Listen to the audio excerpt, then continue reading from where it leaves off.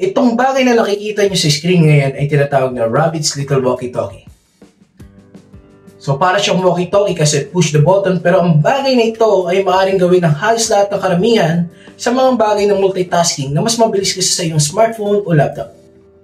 I-welcome natin ang The Rabbit R1, isang bagong hardware-based AI assistant na mas mahusay kaysa sa iyong Google Assistant, mas mahusay kaysa sa iyong Alexa or iyong Siri. Paano ito gumagana?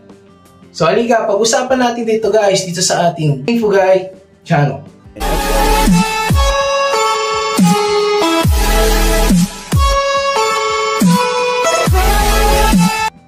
Halos lahat ng smartphone ngayon at laptop ay meron tinatawag na AI o Artificial Intelligence na pwede ka mag-command or magtanong sa mga voice assistant tulad ng Siri o Google Assistant na magpadala ng text or magtanong ng lokasyon sa mapa. Ngunit iba ang ginagawa ng Rabbit R1 sa mga bagay na ito. So ang Rabbit R1 ay isang pocket-friendly na device na hindi nilalayang palitan ng iyong smartphone, hindi mo ito magagamit para manood ng mga pelikula o maglaro. Sa halip, ito ay ginagawa upang mapadali ang iyong mga gawain. Ito ay gumaganap bilang iyong personal na katulong or secretary upang makumpleto ang isang gawain guys. So halimbawa, maaari itong tumawag ng Uber para sa iyo. Pindutin lang na matagal ang push the talk button at sabihin ikuha mo ako ng Uber papuntang airport. So ang R1 ay tatagal ng ilang segundo upang mai-parse ang iyong kahilingan. Pagkatapos ay magpapakita ito ng mga cards sa screen na nagpapakita ng iyong pamasahe at iba pang detalye guys. Pagkatapos ay hiling ito ng pagsakay. So siya na magbubook para sa iyo guys. Ang prosesong ito ay pareho sa iba't ibang kategorya. Kung gusto mong magpareserba sa isang restaurant, mag-book ng ticket sa aeroplano, magdagdag ng kanta sa iyong Spotify playlist at iba pa. Grabe ang usay na to guys. So ang sekreto ay ang R1 ay walang anumang onboard na application. So ibig sabihin, hindi ka pupunta sa ibang application. Kasi sa smartphone natin, di ba? Kung magbubook tayo ng Uber, kailangan magpunta tayo sa application ng Uber. So kung order tayo sa online, kailangan pumunta tayo sa application na ginagamit natin. Kung magsa-search tayo, kailangan pumunta tayo sa Chrome. So kailangan mong kumonekta sa isang application, gamitin yung application specific for kung anong mga gusto mo. Pero ang Rabbit R1 ay diretso na guys. Sasabihin mo lang kung anong gusto mo, siya na magbibigay ng idea sa'yo, siya na magbibigay ng details sa'yo, siya na gagawa mismo on behalf of you. Kung iutos mo sa kanya, gagawin niya. Even some research, diretso na. Or mag-check ka ng mga best offer today. So, voice command ka lang. So, long press dun sa button na yun. And then, isasalita ka lang. Diba? Ang galing guys. Napakagaling ng Rabbit R1 guys. So, bago lang ito guys.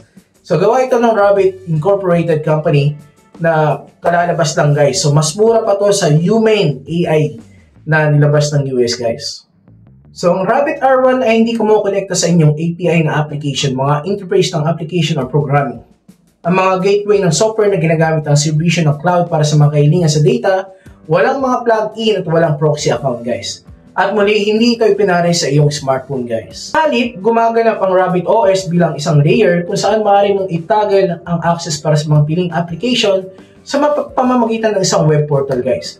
Si Jesse Liu, which is ang tagapagtatag at CEO ng Rabbit Incorporated, at nagpakita ng isang web page na tinatawag na Rabbit Hole na may ilang mga link upang mag-log in sa inyong mga account sa pamamagitan ng serbisyo tulad ng OpenTable, Uber, Spotify, DoorDash at Amazon.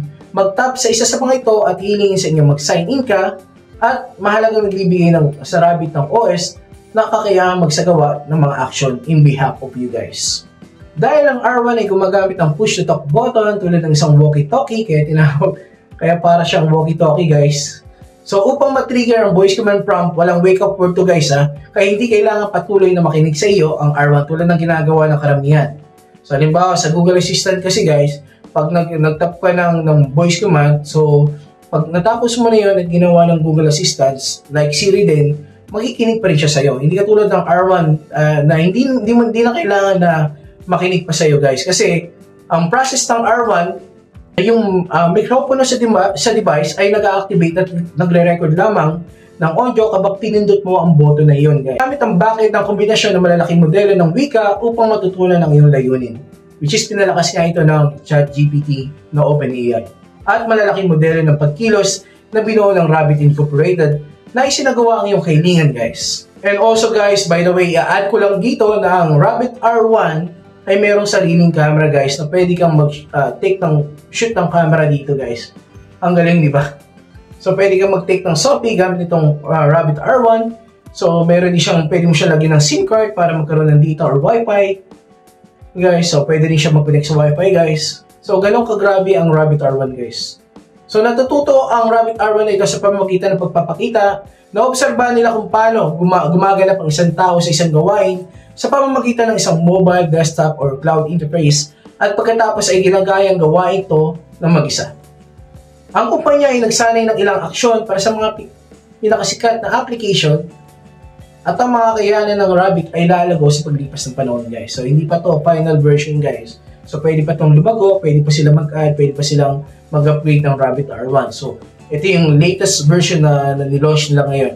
So by the way, 20,000 Rabbit R1 units na ang nabenta guys. Pre-orders now open for third batch at abot kayang presyo ng $199 ay malamang isang malaking contributor sa makakatagumpay ng R1. At ito ay inhambing kamakailan na inilunsad ng Human AI Pin. Kung makikita nyo yun guys, yung maliit lang yun, na pwede kang gumawa rin ng voice command and some artificial gesture guys. Pero ang price nun kasi nagsisimula sa $699 guys. So ang Rabbit R1 at ang operating system na to or Rabbit OS ay dinisenyo upang pasimplihin ang makapag-ugnayan ng mga user sa mga application guys. Di ba ang galing?